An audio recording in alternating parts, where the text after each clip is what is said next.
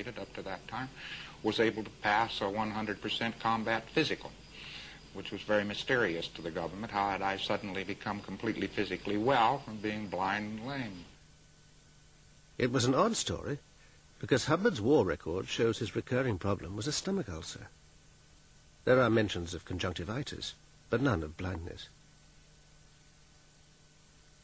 Indeed, none of his Navy medical reports before, during or after the war contain any suggestion of blindness, only short-sightedness and astigmatism.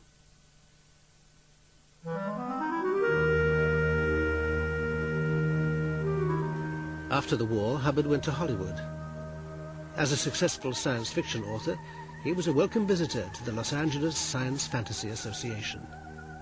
Its members recalled there was one power over the mind he undoubtedly did possess: hypnotism. Ron Hubbard came to our club, and he hypnotized all of the members except me. I wanted to remain in present time and watch what was going on. And I remember it was fascinating. He told one boy that he had a little kangaroo in the palm of his hands, and the boy was going all around showing everybody his little kangaroo that was hopping around.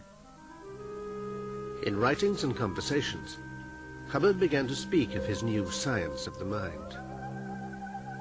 As Scientology's literature would later depict, Hubbard claimed that in addition to himself, he cured 11 other war veterans and restored sanity to 40 mental patients. Rumors are beginning to circulate that this new science of mind, or this new philosophy, had a significance for mankind that was greater than the discovery of the wheel and equal in significance to the discovery of fire. In the May 1950 edition of Astounding Science Fiction magazine, Hubbard published his stunning findings as fact. Dianetics was truly born. Thousands of letters poured into the magazine. In the meantime, Hubbard had been pounding the typewriter keys, putting his ideas into a 450-page book. It became a bestseller, and Dianetics a national craze. Hubbard's theory was that the human mind was bedeviled by engrams, memories of painful events, often imprinted before birth on the fetus. He claimed that under the direction of a Dianetics therapist, or auditor, as he called them, these engrams could be relived and then cleared from the mind. At this stage, Dianetics seemed just an exaggerated form of psychotherapy. Well, Dianetics was so popular because it promised a brave new world of everybody cleared, no more colds, no more eyeglasses, cured me of a fear of dogs. Among the various things it was said to be able to do was one person had lost a tooth, and through Dianetic auditing, he regrew the tooth. Almost any illness could be cured. Schizophrenia could be cured. Seemed like it opened up the whole world for everybody to become perfect human beings. Hubbard sold Dianetics auditing courses at $500 a go. The money was rolling in, but he was about to be accused of being a con man.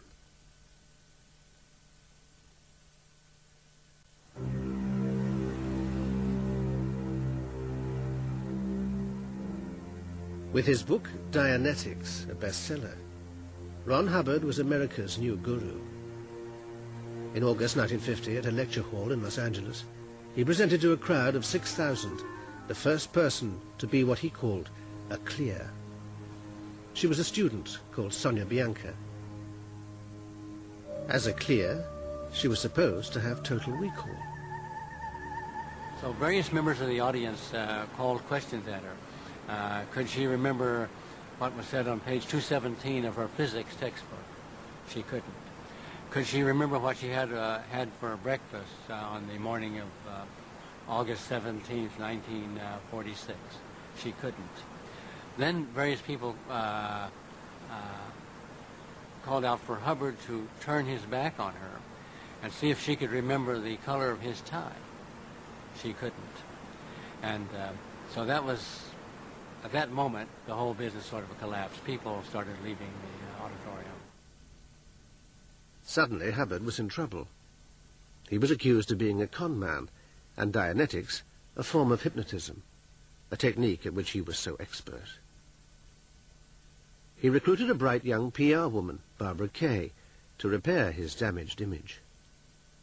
Well, I've always found that it's the mind of a man that is most sexy. He was not really terribly physically attractive, and he had a brilliant mind, no question about that. And I surely thought this was a man who was interested in marrying me and whom I might be interested in marrying. The intellectual attraction turned into an affair, and Barbara stayed with the 40-year-old Hubbard in an apartment in Hollywood. But by now Hubbard had left Polly and was married to his second wife, Sarah. He'd led Barbara to believe the marriage with Sarah was over. It wasn't. It was quite shocking when shortly after moving some of my things into that apartment, suddenly Sarah turned up with the baby and moved in. And I believe he was just as dismayed as I, because the next day when he came to the office with some of my belongings, like my cologne and my toothbrush and so forth, he looked very downtrodden and apologetic and not happy about the situation at all. Nevertheless, Barbara was kicked out. Dianetics was still in trouble. After the initial success of the book, money had rolled in and rolled out just as fast. Hubbard went to Palm Springs to try to recoup his fortune with a follow-up book. But the business, his marriage with Sarah, and his writing were in crisis. He asked Barbara to come to him. He was certainly very depressed. He had lost the color in his face. His voice was hardly audible. He told me that he was totally blocked. He was working under a publisher's deadline, which he was failing to meet. He believed that his inability to write was due to the sinister interventions of other people, such as Sarah hypnotizing him in his sleep and telling him he will never write again. I found him paranoid, you know. He was clearly going through clinical depression. Worse followed. Hubbard and Sarah finally split up. Their divorce became a public sensation. Sarah accused Hubbard of torturing her and declared him insane. Hubbard denounced Sarah as a Russian spy and kidnapped her 13-month-old daughter. Hubbard ended up in Wichita in Kansas and got back in touch with Barbara. He sent me a wire telling me he'd been very ill and said he wanted to marry me. And when I went to Wichita, he looked terrible. He had hair down to his shoulders and fingernails were like talons. And I found a note, a very sweet note in my hotel room saying, "Glad you're here, I love you." But I saw that I had a man there who had no prospects, for one thing, and that he had some psychiatric difficulties, and I didn't see much of a life for myself with that sort of individual. So I left. But Hubbard bounced back. He got married for the third time to one of his students, Mary Sue Whipp. This marriage lasted, and Mary Sue would become his devoted deputy. Sarah, his second wife, was cleared from his memory, just like an engram. How many times have I been married? I've been married twice. And I'm very happily married just now. I have a lovely wife, and I have 4 children. My first wife is dead. What happened to your second wife? I never had a second wife. In 1952, Hubbard launched a revolutionary new product, Szcientology. Dianetics originally covered this life only, but in a new book, Szcientology, A History of Man, Hubbard revealed that wasn't enough. Human bodies were in fact inhabited by immortal souls, or thetans, going back to primeval times.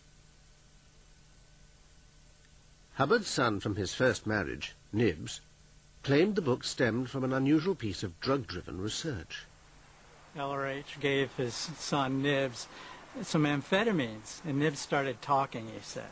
Started really talking fast, speed. And he kept talking, and he kept talking.